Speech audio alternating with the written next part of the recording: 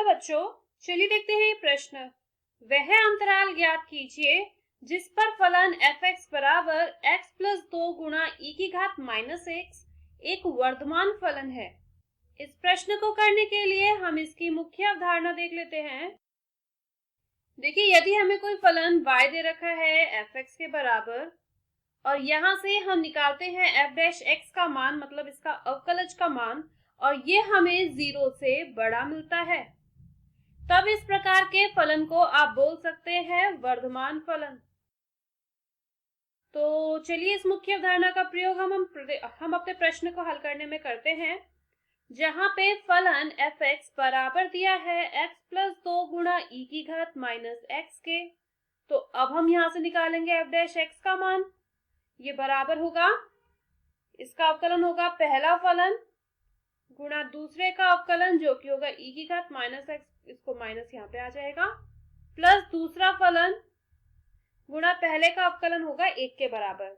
तो यहाँ से यदि हम e की घात माइनस x को कॉमन ले लेते हैं तो ये आएगा 1 माइनस x माइनस 2, या फिर आप इसको लिख सकते हैं e की घात माइनस x गुणा माइनस x माइनस 1 के बराबर। यह है f' का मान।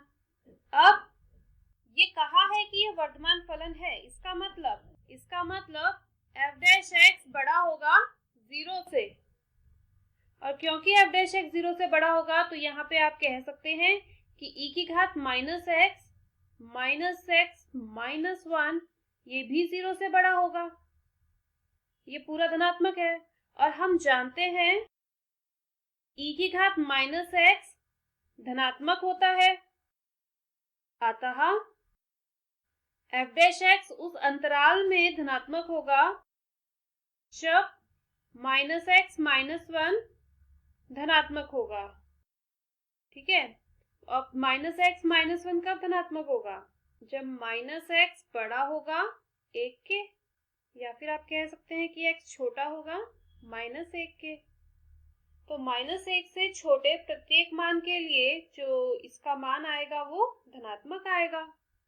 तो जब आप इसको संख्या रेखा पर देखेंगे तो यदि ये माइनस 1 है तो माइनस 1 से छोटा कोई भी मान रख के देखिए, माना हम माइनस 2 रखते हैं, f' का मान था e की घात माइनस x गुणा माइनस x माइनस 1।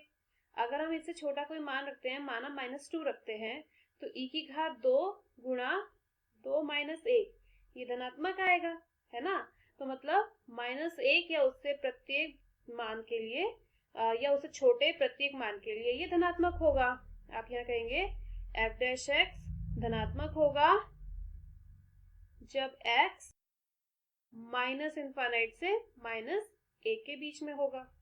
ठीक है, तो यहाँ पे हमें इसके वर्धमान होने का अंतराल ज्ञात करना था, अतः x belongs to minus infinite से माइनस 1 के अंतराल में f(x) वर्धमान फलन होगा।